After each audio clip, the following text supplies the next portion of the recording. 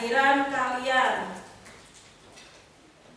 Apakah hari ini kalian berangkat semua? Alhamdulillah. SMK? Bisa. SMK? Beda. SMK Ma'arif Anwar Tirta? Siap berjalan satu mandiri kreatif. Oke, terima kasih. Apakah kalian sering melihat bahan buangan atau pernah melihat bahan buangan di lingkungan sekitarnya? Sering. Coba siapa ya? Putri, coba bahan buangan bisa bersumber dari mana? Dari rumah tangga, Bu. Oke, jadi bisa bersumber dari lingkungan rumah tangga. Ada lagi yang bisa tahu tentang limbah atau bahan buangan di sekitar lingkungannya? Coba Novi. Dari kelas, Bu, setelah kita jajan. Oh ya, baik. Berarti dari lingkungan sekolah. Bisa memberikan contohnya, Novi? Contohnya bahan buangan di lingkungan sekolah. Coba Nisa. Dari sumber mana lagi, Miss? Dari pabrik. Oh ya, dari pabrik. Jadi dari limbah industri atau pabrik. Jadi benar apa yang kalian katakan tadi, bahwa limbah atau bahan buangan itu bisa berasal dari berbagai sumber di lingkungan sekitarnya. Kita akan belajar limbah dan jenisnya, sehingga nanti jadi tujuan pembelajaran hari ini adalah yang pertama, kalian atau peserta didik dapat menguraikan definisi limbah dan polusi secara tepat. Kemudian yang kedua, peserta didik dapat mengaitkan hubungan antara limbah dengan polusi. Tujuan selanjutnya adalah peserta didik dapat menganalisis karakteristik sifat biologis dan kimia dari berbagai jenis limbah. Nah, kemudian yang terakhir, peserta didik dapat mengidentifikasi dan memilah jenis limbah berdasarkan sifat biologis dan kimianya. Maka garis besar nanti yang akan kita pelajari adalah terkait dengan limbah dan polusi, kemudian limbah dan jenisnya, kemudian mengaitkan limbah dengan polusi, dan bisa menganalisis karakteristik limbah berdasarkan sifat biologisnya. Nah, apa sih manfaat kita belajar limbah? Gitu ya. Manfaat belajar limbah adalah agar kita memiliki kesadaran terhadap lingkungan hidup, bahwa kita bernafas, kemudian makan, dan memenuhi kebutuhan hidup kita dari lingkungan sekitarnya. Silakan nanti kalian perhatikan ya. Itu di gambar yang pertama itu merupakan gambar jenis limbah. Di situ ada kulit buah dan sisa sayuran. Kemudian ada jenis limbah berupa asap kendaraan bermotor. Kemudian ada limbah kain perca. Nah, selanjutnya ada limbah apa? Jarum suntik. Kemudian ada limbah abu. Dan yang terakhir berupa botol bekas. Nah, selanjutnya ini ada gambar polusi. Nah, polusi atau pencemaran itu ada tiga macam. Ada polusi tanah, ada polusi udara, dan polusi air.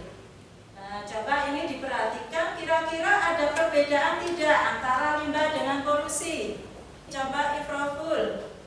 Kalau limbah itu bahan buangan, Bu. Kalau polusi itu pencemaran. Ya, benar. Jempol untuk Ifroful ya, jempol dua untuk Ifroful. Jadi kalau limbah itu bahan buangannya, kalau polusi itu pencemarannya. Mungkin ada yang bisa menambahkan, coba Dina. Nah, untuk lebih lanjut, untuk lebih memahaminya, nanti kalian silakan berdiskusi dengan kelompoknya masing-masing. Silakan kalian membentuk diskusi kelompok sesuai dengan kelompoknya. Sudah saya kirim melalui grup WA ya. Nah, nanti silakan berkelompok. Kalau sudah siap, saya bagikan lembar kerja peserta didik. Silakan kalian berkelompok dulu.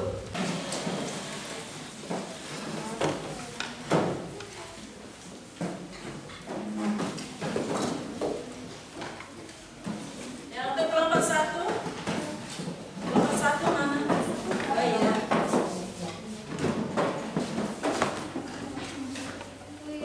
Baca petunjuk LKPD-nya dan cermati langkah kerja dari LKPD. Kemudian silakan nanti kalian mencari informasi baik dari buku paket, dari bahan ajar, kemudian dari LKPD atau sumber internet yang bisa mendukung diskusi kalian.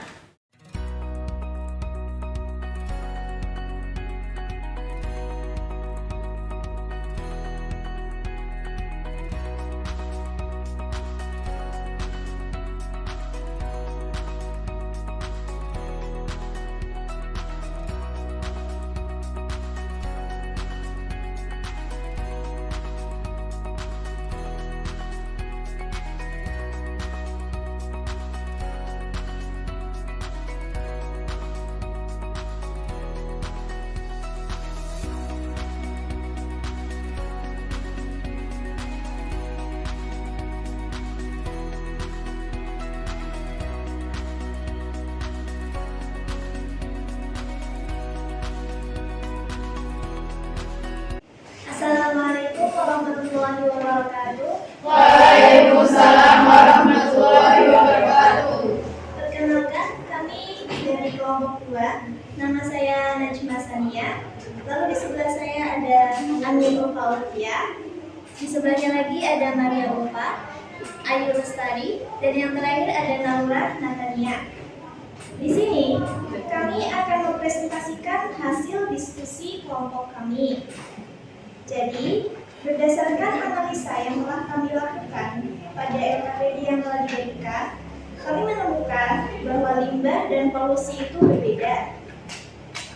Limbah adalah sisa atau bahan buangan dari suatu usaha dan atau kegiatan manusia. Sedangkan polusi adalah masuknya atau dimasukkannya makhluk hidup, zat, energi, dan atau komponen lain ke dalam lingkungan oleh kegiatan manusia sehingga kualitasnya turun sampai ke tingkat tertentu yang menyebabkan lingkungan tidak dapat berfungsi sesuai dengan peruntukannya. Berdasarkan karakteristik biologis dan kimianya, limbah dibagi menjadi 4, yaitu garbage, refuse, ashes, dan limbah B3. Garbage adalah limbah yang mudah membusuk. Limbah ini berasal dari tumbuhan ataupun makhluk hidup lainnya, termasuk kotoran hewan. Penanganan limbah ini adalah dengan cara dibuat kompos, briket, ataupun biogas. Sedangkan refuse adalah limbah yang tidak mudah membusuk. Umumnya, refuse berupa sampah yang dapat didaur ulang, misalnya plastik, kaca, kertas, kain pecah, cangkang, tulang hewan, atau tumbuhan. Cangkang tersebut dapat berasal dari kerak, tanduk kambing, atau batok kelapa.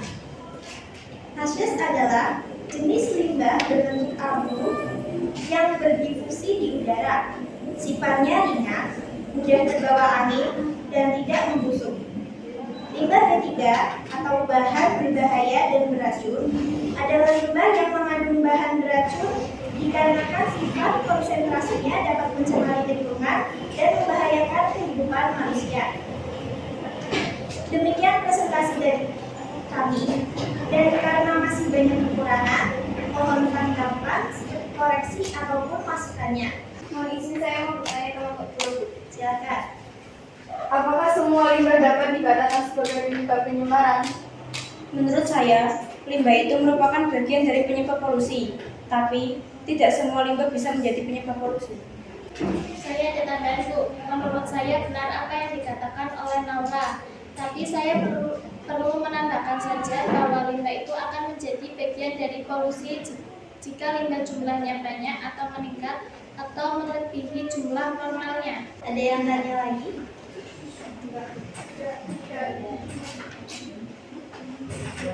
Baiklah, sekian dari kami.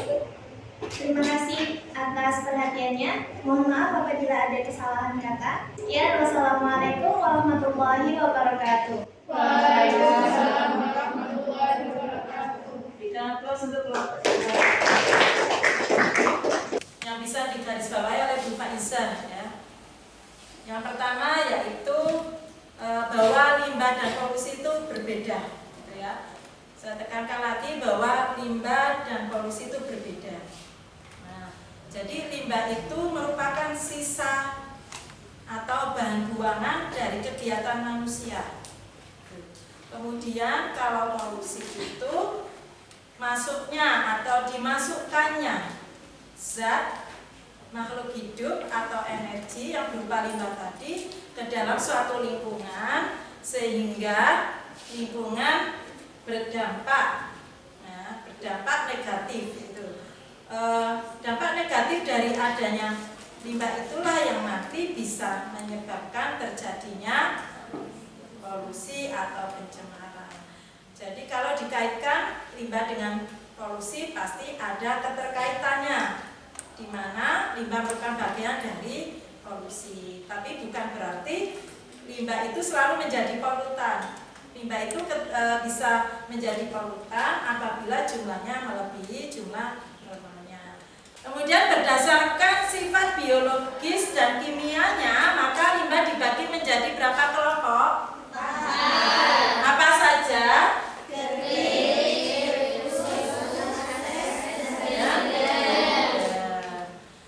Limbah gerbik adalah sifatnya, nah contohnya apa? Selanjutnya adalah limbah refus. Sifatnya limbah refus. Contohnya. Selanjutnya jenis yang ketiga berdasar sifat biologis dan kimianya ada limbah as. Apakah pembelajaran hari ini sangat menyenangkan buat kalian? Hal apa yang bisa kalian pelajari pada saat ini, pada pelajaran kali ini?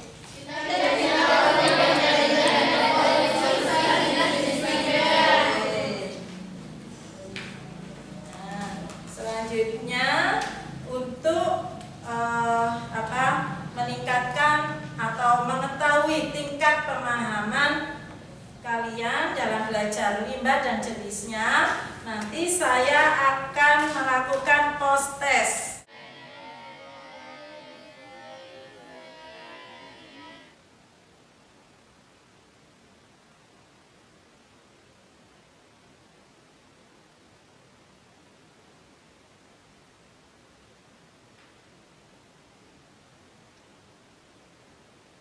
Untuk pertemuan selanjutnya kita belajar materi penanganan limbah ya.